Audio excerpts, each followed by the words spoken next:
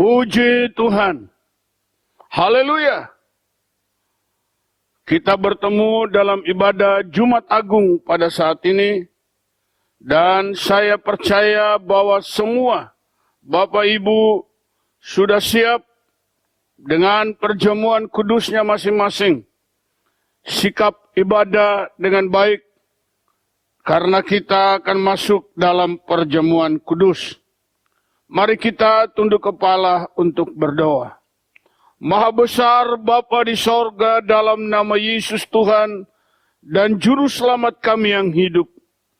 Pada saat ini ya Bapa, kami datang kepadamu dengan segala kerendahan hati, menyampaikan syukur dan limpah terima kasih, karena kami merasakan bahwa sampai saat ini, kalau kami ada itu karena anugerah, karena kasih sayang Tuhan bagi kami, sehingga kami berada di Jumat Agung ini, memperingati hari kematian Tuhan di atas kayu salib, menebus dosa seluruh umat manusia. Dan saat ini kami anak-anak-Mu dari rumah tangga ke rumah tangga, bersatu dalam perjamuan kudus ini. Karena itu berfirmanlah Engkau kepada kami, karena kami sedia mendengar dan melakukan dalam hidup kami dari hari lepas hari. Terpujilah Bapa, Anak dan Roh Kudus. Dalam nama Tuhan Yesus Kristus, kami mau sambut firman-Mu dengan segala sukacita. Haleluya. Amin. Puji Tuhan, Bapak Ibu, Saudara sekalian yang Tuhan kasih. Mari kita membaca Alkitab kita di dalam Injil Lukas pada pasal 23 ayat 44 sampai dengan 46. Demikian firman Allah. Ketika itu hari sudah kira-kira jam 12. Lalu kegelapan meliputi seluruh daerah itu sampai jam 3. Sebab matahari tidak bersinar dan tabir bait suci terbelah dua. Lalu Yesus berseru dengan suara nyaring, "Ya Bapa, ke dalam tangan-Mu kuserahkan nyawaku." Dan sesudah berkata demikian, Ia menyerahkan nyawanya. Amin. Itulah pembacaan firman Tuhan untuk kita pada saat ini dalam memperingati hari kematian Yesus Kristus di kayu salib karena penebusan dosa dari kita umat manusia. Bapak, Ibu, Saudara sekalian, satu kematian yang sangat luar biasa. Tidak ada hal ini terjadi lagi, di mana ada seorang yang mati, kegelapan itu bisa menutupi bumi. Firman Allah berkata, dari jam 12 sampai jam 3, kegelapan itu menutupi bumi. Ada satu pertarungan yang begitu luar biasa. Iblis mencoba menguasai dunia. Iblis mencoba membatalkan penebusan ini. Karena itu dia coba kuasai dunia dengan kegelapan. Tetapi Tuhan hanya beri waktu dia 3 jam. Dari jam 12 sampai jam 3 petang. Dan setelah itu kembali suasana menjadi stabil. Setelah matahari tidak bersinar, tabir bait suci terbelah dua. Dan Yesus dengan suara nyaring berkata, "Ya Bapa, ke dalam tangan-Mu kuserahkan nyawaku." Setelah itu, keadaan kembali menjadi normal. Saudara-saudara sekalian yang Tuhan kasih, kematian Yesus bukan karena kekalahan. Bukan karena dia kalah kepada setan. Tetapi justru setan tidak menyangka. Karena kematian Yesus membuat dia turun ke alam maut. Untuk apa? Dia membebaskan orang-orang yang terbelenggu di alam maut. Saudara-saudara sekalian, dan pada hari yang ketiga, dia bangkit dari antara kematian. Iblis kaget. Iblis berpikir sudah selesai, penebusan sudah dibatalkan. Tetapi iblis tidak mengira bahwa Yesus turun ke alam maut. Dia membebaskan semua tawanan yang di alam maut. Sehingga semuanya bisa masuk dalam kerajaan Allah. Bapak ibu saudara sekalian yang Tuhan kasih. Ketika hari ketiga, pintu kubur, batu yang besar menutupi kubur itu tiba-tiba bergeser. Pagi-pagi satu kegerakan besar terjadi. Saudara, semua penjaga pintu kubur itu kaget. Karena pintu kubur itu mulai bergeser. Sedikit demi sedikit pintu itu terbuka. Memberi jalan bagi Yesus untuk keluar. Kematian tidak sanggup menahan Yesus di dalam kubur. Dia adalah pemenang sejati. Bapak ibu saudara sekalian yang Tuhan kasih. Namun kita melihat sebelum dia mati di kayu salib. Dia alami aniaya yang begitu mengerikan. Tertulis dalam Injil Matius 27. Ayat 27 sampai dengan ayat yang ke-31. Saudara-saudara sekalian yang Tuhan kasih. Saya baca, saudara dengar dengan baik. Kemudian serdadu-serdadu wali negeri membawa Yesus ke gedung pengadilan. Lalu memanggil seluruh pasukan berkumpul sekeliling Yesus. Mereka menanggalkan pakaiannya dan mengenakan jubah ungu kepadanya. Mereka menganyam sebuah mahkota duri dan menaruhnya di atas kepalanya. Lalu memberikan dia sebatang bulu di tangan kanannya. Kemudian mereka berlutut di hadapannya dan mengolok-olokkan dia, katanya, "Salam, hai Raja orang Yahudi." Ayat 30, mereka meludahinya dan mengambil bulu itu dan memukulkannya ke kepalanya. Sesudah mengolok-olokkan dia, mereka menanggalkan jubah itu daripadanya dan mengenakan pula pakaiannya kepadanya. Kemudian mereka membawa ia keluar untuk disalibkan. Bapak ibu saudara sekalian, satu kekejaman yang begitu besar, yang begitu sadis, mereka lakukan kepada Yesus. Serdadu-serdadu yang pada waktu itu ditugaskan untuk menyiksa Yesus. Mereka menganyam sebuah mahkota duri, lalu meletakkannya di atas kepala Yesus. Dan setelah itu, tidak cukup, tetapi mereka meludahinya. Satu keadaan yang sungguh sangat menyedihkan. Ketika mereka meludahinya, lalu mereka mengambil bulu itu, dipukulkannya di atas kepalanya.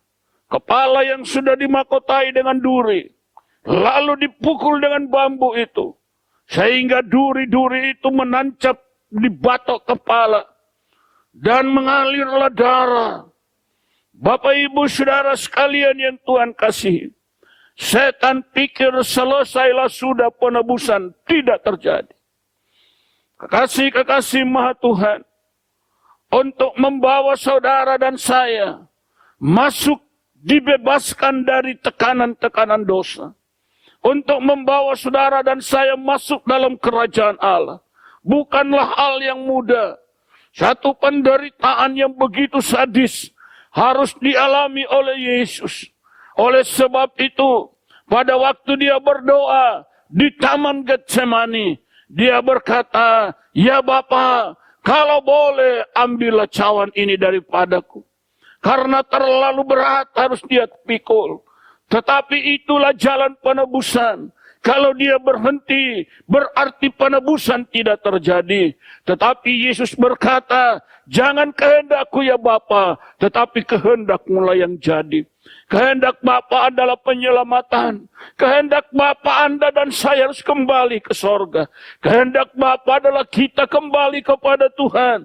Kehendak Bapa kita harus bebas dari tekanan-tekanan dosa. Dari penderitaan-penderitaan akibat kejahatan. Dari semua dosa yang kita lakukan. Bapa berkehendak agar Anda dan saya lepas dari semua penderitaan karena dosa. Itu kehendak Bapa. Itulah sebabnya Bapa menyerahkan Yesus untuk menjadi tumbal dosa. Bukan karena Bapa tidak cinta Yesus. Dia adalah anak yang dikasihinya. Ketika Yesus dibaptis, keluar dari air, terdengarlah suara dari sorga berkata, inilah anak yang kukasihi, kepadanya lah aku berkenan. Tetapi ketika penebusan ini dijalankan, Yesus memohon, Bapa, kalau boleh, lalukanlah cawan ini daripadaku. Tetapi jangan kehendakku, biarlah kehendakmu saja yang jadi. Sekali lagi, kehendak Allah, kehendak Bapa di sorga adalah Anda dan saya selamat. Itu kehendak Bapa. Kehendak Bapa di sorga adalah Anda dan saya bebas dari hukuman dosa. Itu kehendak Bapa. Kehendak Bapa adalah membebaskan kita dari semua tekanan-tekanan akibat dosa. Bapa ingin kita merdeka sebagai anak-anak Allah untuk menikmati semua janji-janji Allah dalam kehidupan kita semua. Dan untuk itulah kita dibebaskan. Nubuatan lewat Nabi Yesaya. Di dalam Yesaya pasal 53 ayat 3 sampai 5. Berkata demikian. Ia dihina dan dihindari orang. Seorang yang penuh kesengsaraan dan yang biasa menderita kesakitan. Ia sangat dihina sehingga orang menutup mukanya terhadap dia. Dan bagi kita pun dia tidak masuk hitungan. Tetapi sesungguhnya penyakit kita lah yang ditanggungnya. Dan kesengsaraan kita yang dipikulnya. Padahal kita mengira dia kena tulah, dipukul dan ditindas Allah. Tetapi dia tertikam oleh karena pemberontakan kita.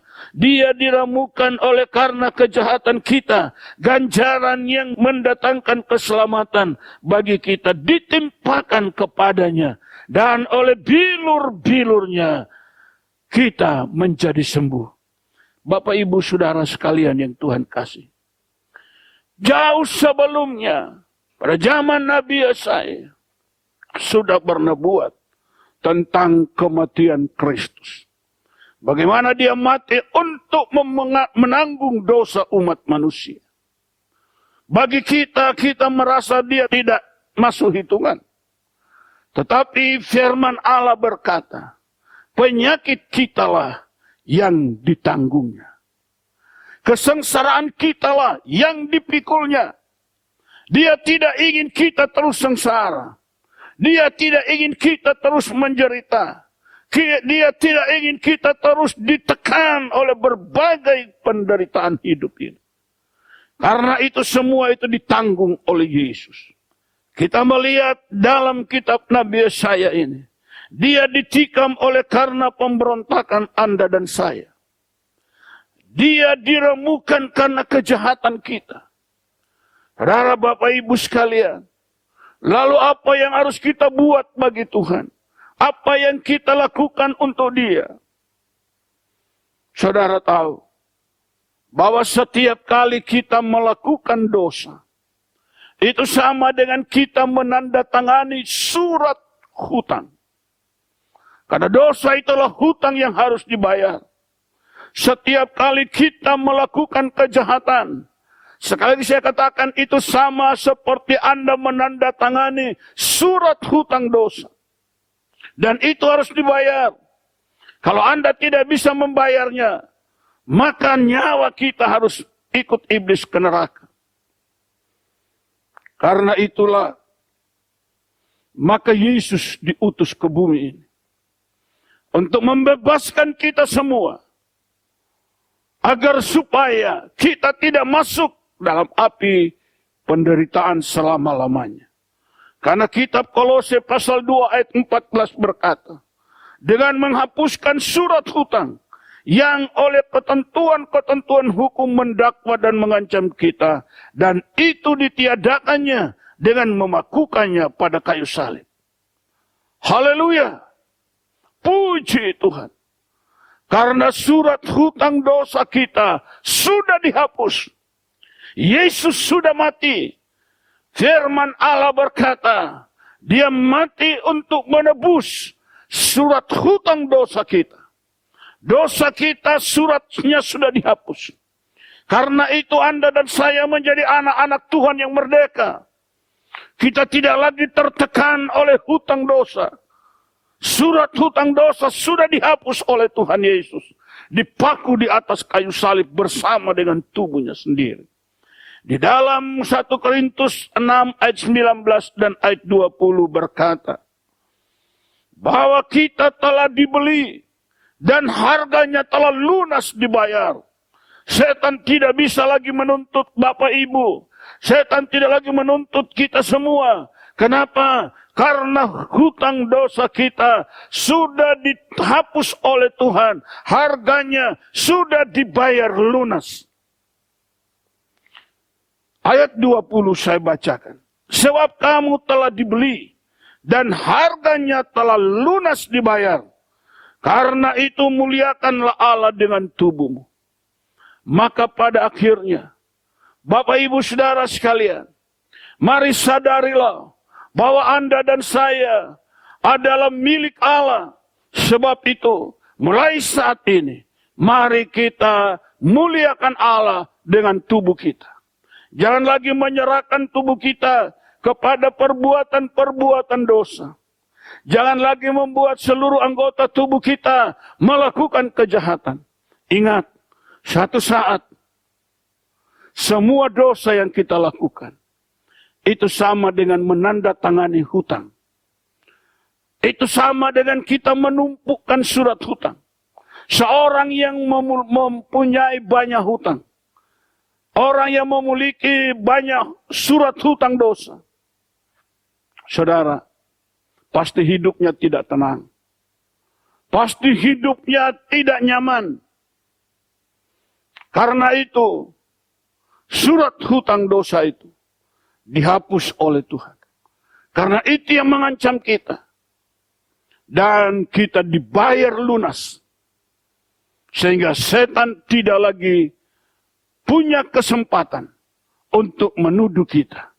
Kita telah bebas. Kita harus bersyukur kepada Bapa. Kita harus berterima kasih atas pengorbanan Yesus yang begitu dahsyat. Karena itu, marilah kita muliakan Tuhan dengan tubuh kita. Roma pasal 12 berkata, persembahkanlah tubuhmu menjadi korban yang hidup lagi kudus. Itulah ibadahmu yang sejati. Bapak, Ibu, Saudara sekalian yang Tuhan kasih, saya harapkan agar supaya dalam ibadah Jumat Agung ini, mari semua kita menghayati kembali betapa hebatnya pengorbanan Yesus untuk menebus semua hutang dosa yang diperbuat oleh kita sebagai umatnya. Tuhan memberkati kita sekalian. Amin. Kami siapkan hati kami Tuhan untuk menerima tubuh dan darah-Mu.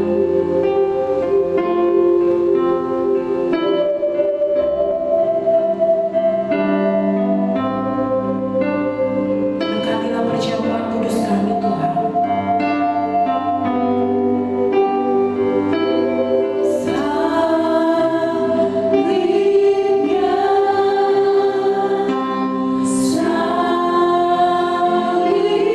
Salibnya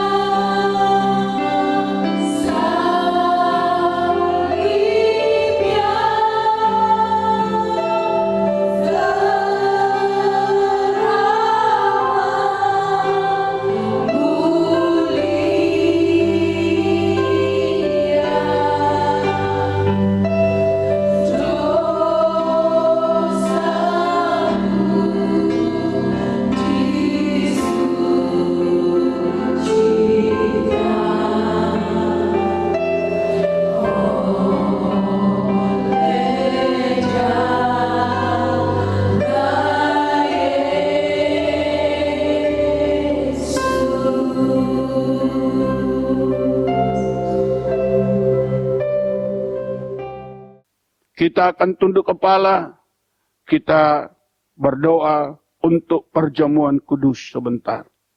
Maha besar Bapa di sorga, terpujilah namamu kekal sampai selama-lamanya. Pada saat ini Bapa, kami bersyukur, terima kasih banyak, karena Engkau telah menebus dosa kami. Engkau telah menghapus surat hutang dosa kami. Engkau telah membayar lunas harganya. Bapa, terima kasih. Terpujilah Engkau kekal sampai selama-lamanya. Tiba saatnya kami akan menerima perjamuan kudus untuk memperingati bagaimana Engkau menyerahkan tubuh menjadi tumbal dosa untuk kami semua. Biarlah Engkau berkati perjamuan kudus ini menjadi kekuatan membangkitkan iman kami sekalian. Bapa, terima kasih. Terpujilah namamu kekal sampai selama-lamanya. Di dalam anugerah dan berkat Tuhan, kami terima perjamuan kudus ini. Di dalam nama Tuhan Yesus Kristus. Amin. Bapak, Ibu, Saudara sekalian yang Tuhan kasihi, mari kita masuk dalam perjamuan kudus. Setiap pribadi mengambil perjamuan kudus. Siapkan roti dan anggurnya. Bapak-bapak keluarga bertindak sebagai pelayan perjamuan kudus. Maka sekarang ambil roti, pegang dengan tangan kanan saudara, dan sama-sama kita mendengar dan menghayati firman Tuhan yang berkata, ketika mereka sedang makan, Yesus mengambil roti, mengucap berkat, lalu memecah-mecahkannya, dan memberikannya kepada murid-muridnya, dan berkata, ambillah, inilah tubuhku. Mari kita terima dengan iman. Kita makan bersama di dalam nama Tuhan Yesus Kristus.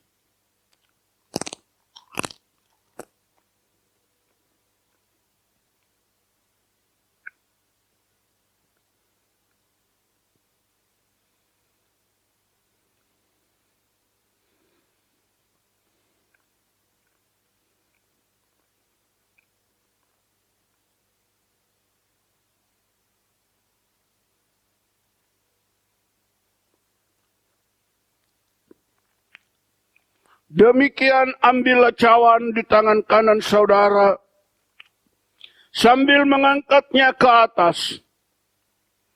Sementara kita menghayati firman Allah yang berkata, sesudah makan, Yesus mengambil cawan, mengucap syukur, lalu memberikannya kepada mereka dan berkata, minumlah kamu semua dari cawan ini, sebab inilah darahku, darah perjanjian, yang ditumpahkan bagi banyak orang untuk pengampunan dosa. Bapak, Ibu, Saudara sekalian, pengorbanan yang begitu besar dilakukan oleh Yesus demi keselamatan kita. Oleh sebab itu kasihilah Tuhan dengan segenap hati saudara. Taatilah perintah-perintahnya dalam hidupmu. Lakukanlah semua agar Allah dipermuliakan. Mari kita minum bersama dengan iman dalam nama Tuhan Yesus Kristus.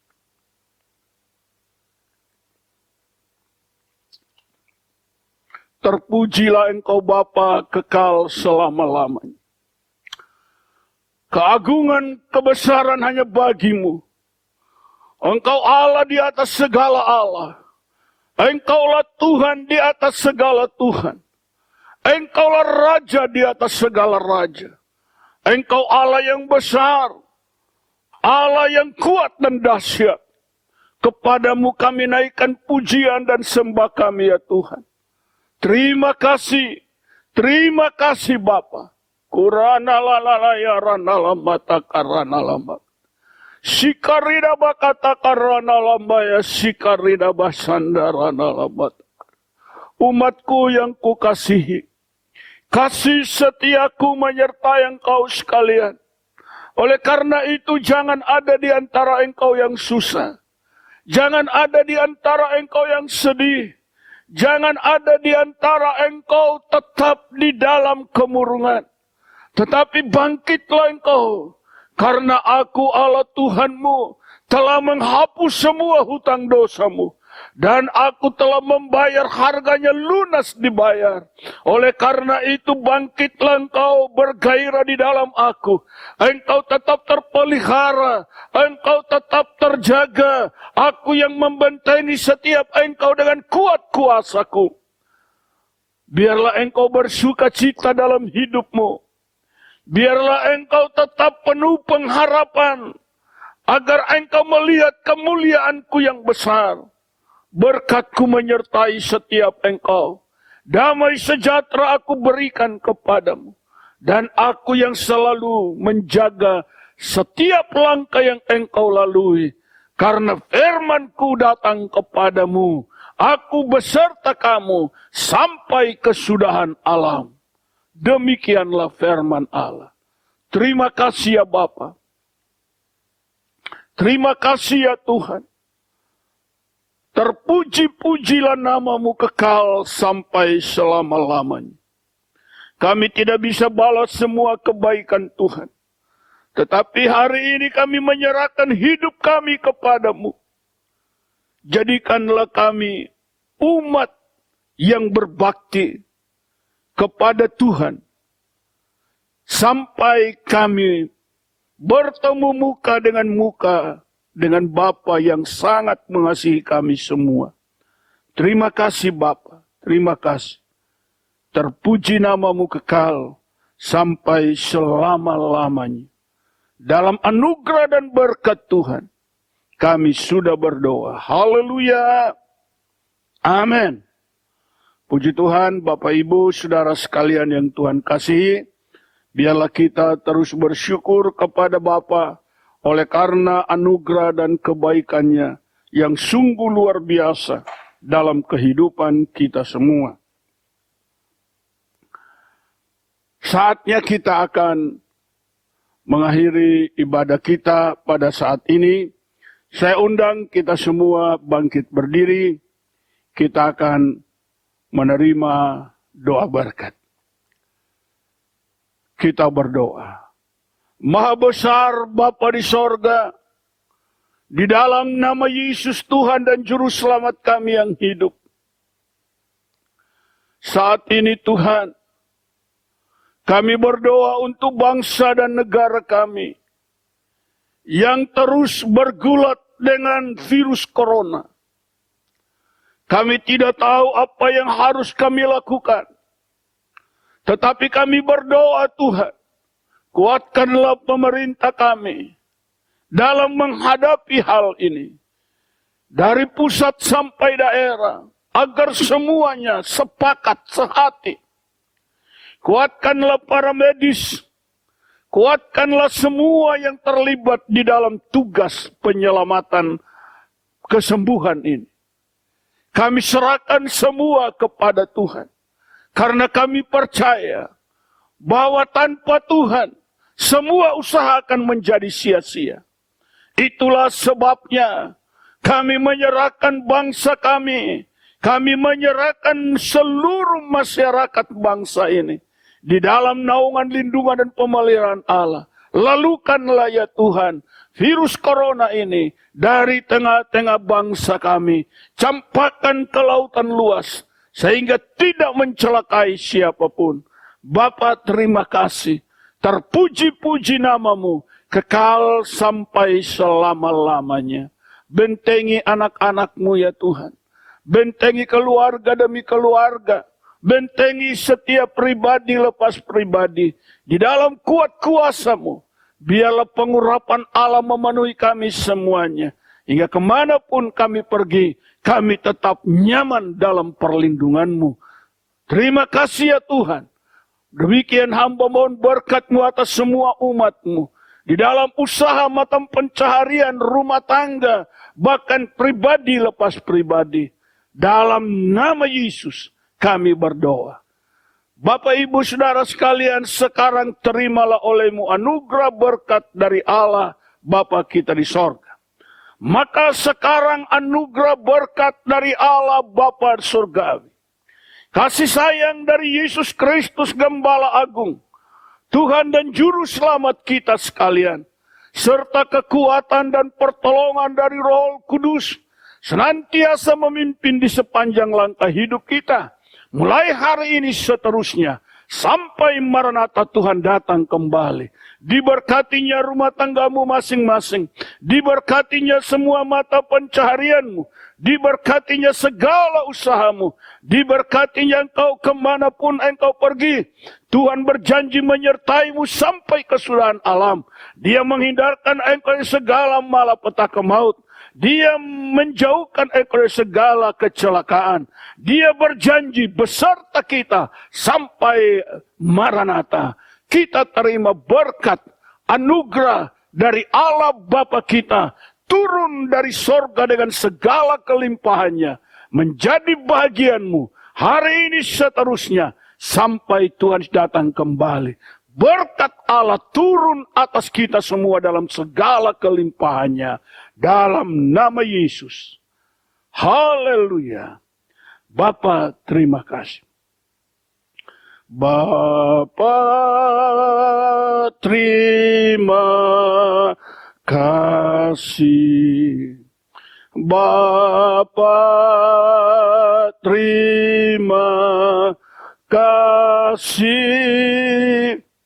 Bapa di dalam surga, ku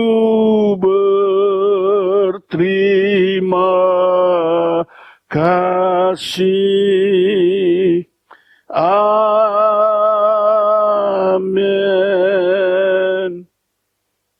Amin. Puji Tuhan, Tuhan Yesus memberkati kita sekalian. Sampai bertemu lagi pada kesempatan berikutnya. Kita mengucap syukur sebab Dia yang sudah mati bagi